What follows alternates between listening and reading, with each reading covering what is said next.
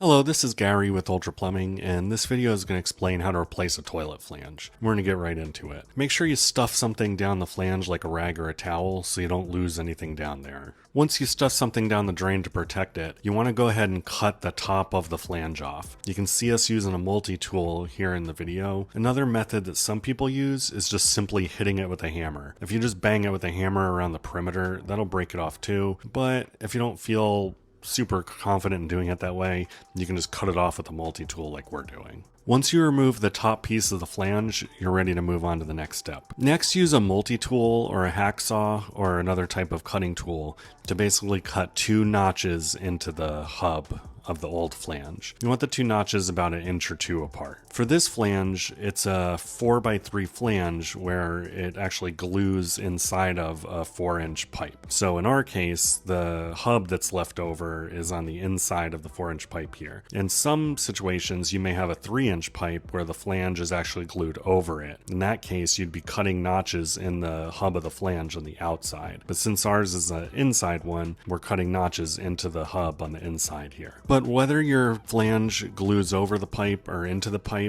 in both cases you want to make sure you don't cut the notches into the actual pipe itself. The pipe in the floor is going to remain. We're just chipping out the flange and the hub of the flange so we can put a new one in. But once you got the 2 notches cut into your hub, you're going to take a hammer and a skinny flat screwdriver and basically just kind of put the screwdriver right at the seam between the piece of hub and the pipe and just carefully chisel at that point. And if you do as carefully and kind of take your time, you should end up chipping out that 1 inch to 2 inch section of hub that you made those 2 slits in. Once you get that piece out, it's usually pretty easy to get the remaining part of the circle hub out of there. But as you can see, with a little patience and tenacity, we were able to chip out that little piece. So now you see there's basically a semicircle left of the hub.